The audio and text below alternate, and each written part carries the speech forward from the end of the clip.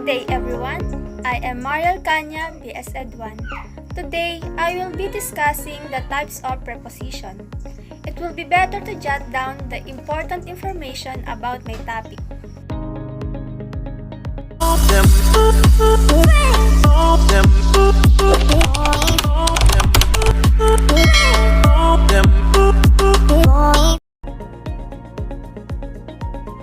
This lesson, we learned that prepositions are those words which are used to connect nouns, pronouns, and phrases in any sentence.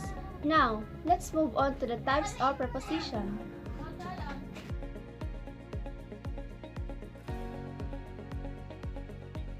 There are some types of preposition. First, place and direction.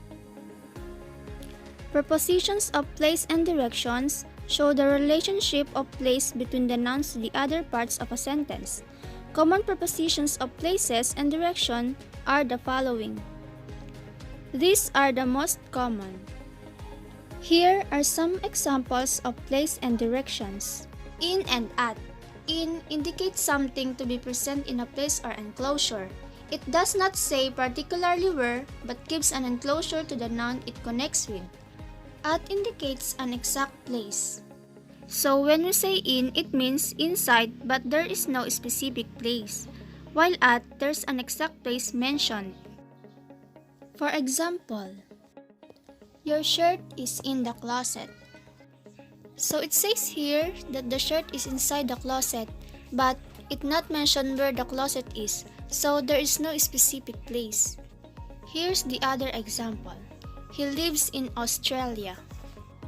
It says here he lives in Australia, but not mentioned where exactly is his place, so there is no exact place. Another example is, I will wait you at Estevez Street later. The prepositions of place is at, while Estevez Street is an exact place.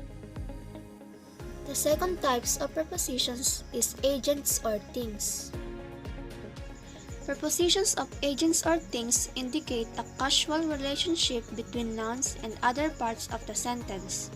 Of, for, by, with, about, and etc. are the most used and common prepositions of agents or things. By is a preposition that usually used to describe an action or something that is performed by a person. For example, the cake was made by a mother. The window was broken by my brother. And with is a preposition that usually used to describe something or action that is performed by an object. For example, the cake was made with a new mixer. The toy was fixed with some glue. And the last type of preposition is phrasal preposition. A phrasal preposition is not a prepositional phrase, but they are a combination of two or more words which function as a preposition. So this is the most common phrasal preposition. In phrasal preposition, there are two types of prepositional phrase, which are adjective and adverb prepositional phrases. Adjective prepositional phrase describe a noun and pronoun in a sentence. For example, the dog is playing in the park. In this sentence, we are talking about the dog. The dog is the noun, described by the phrase playing in the park, which is adjective prepositional phrase.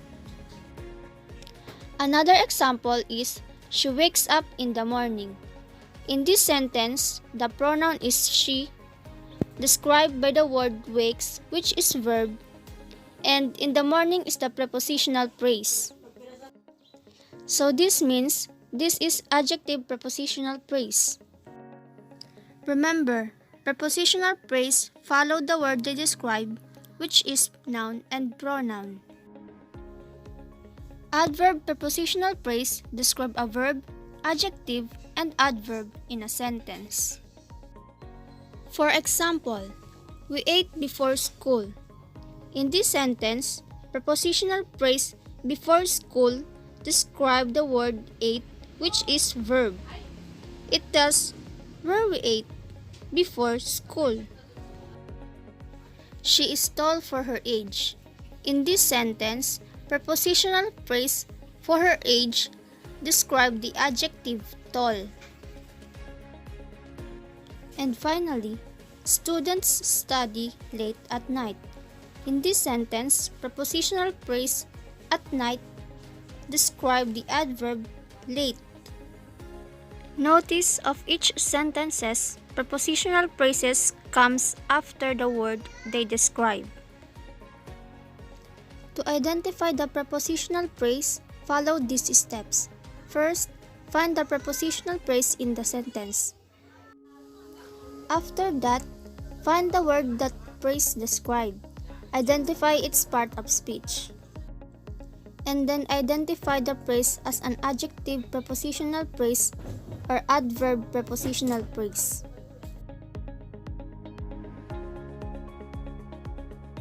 So that would be my report. I hope that you understand our topic.